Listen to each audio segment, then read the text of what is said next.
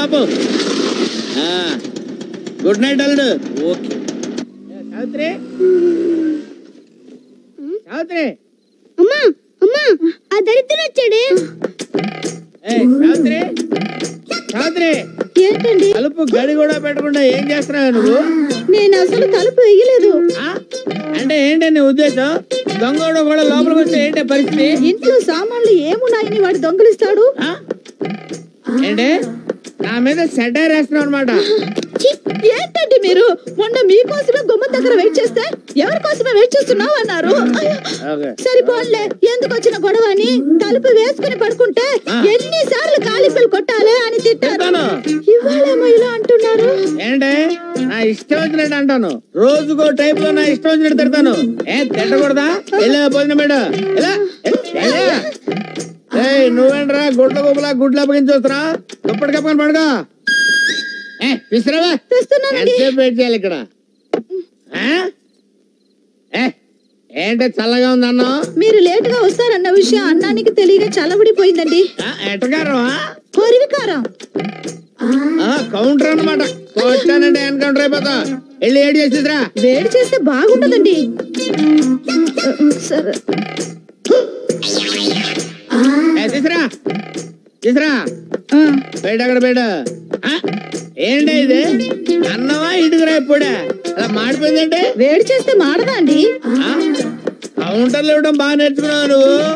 మాడిపోయింది కాబట్టి ఇంకొక అరగంటలో ఇంకో పెగ్గేస్తాను. ఫాలో చేసుకుని తీసురా. ఇంట్లో బియ్యం లేవండి. బియ్యం లేవా? ఏం చేస్తున్నావు నువ్వు? బియ్యం లేకపోతే సూపర్ మార్కెట్కి వెళ్ళి బియ్యం తెచ్చుకోవచ్చు కదా. మీరు డబ్బులు ఇవ్వలేదు కదండి. డబ్బులు లేకపోతే సూపర్ మార్కెట్కి వెళ్ళి రాంబాబు గారి పేరు చెప్తే ఎన్ని కిలోలు బియ్యం కాదు. 2 కిలోలు బియ్యం చెప్పానండి. మొహం మీద ఉమ్మేశారండి. ఆడు నీ మీద ఉమ్మేస్తే నువ్వు నా మీద వేసి చెప్పాలా? ఆడి సంగతి నేను చూసుకుంటాను గానీ ఎప్పుడు నన్ను ఏం చేయమంటావు? అడుక్కు తిను.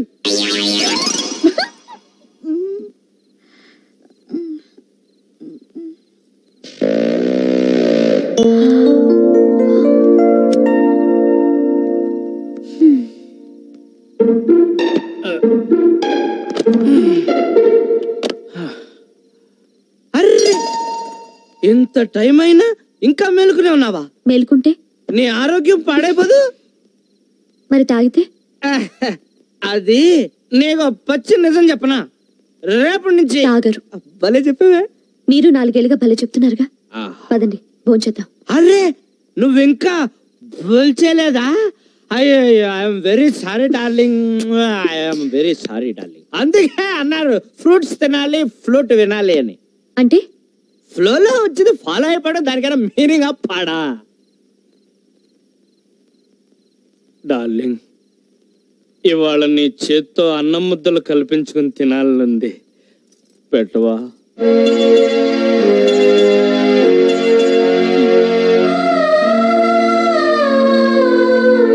ఏమండి భోంచేతురుగా లేవండి. ఏమండి భోంచేతురుగాని లేవండి.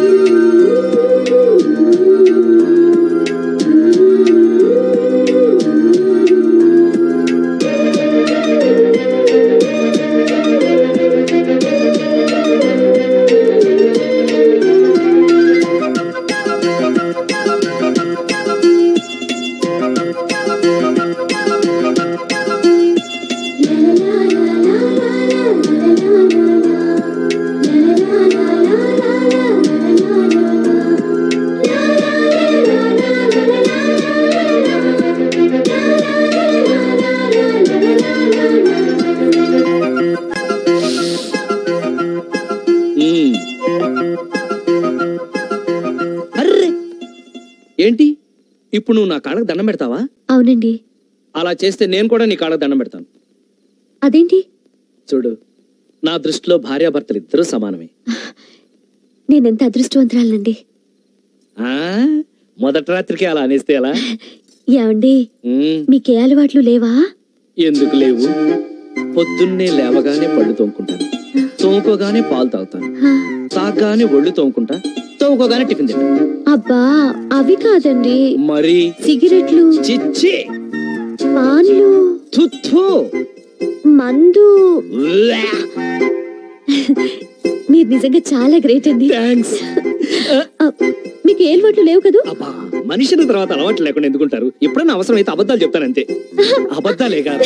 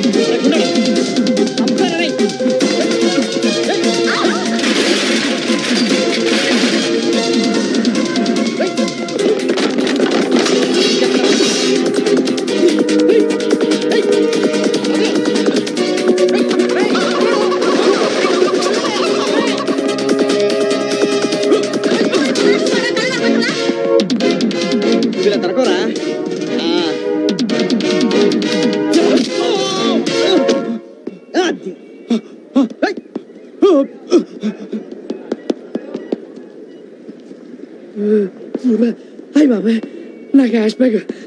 చాలా థ్యాంక్స్ తమ్ముడు. ఓకే అండి. ఏంటండి అంత టెన్షన్ పడుతున్నారు? ఎంత ఉందేంటి? 2 లక్షలు తమ్ముడు.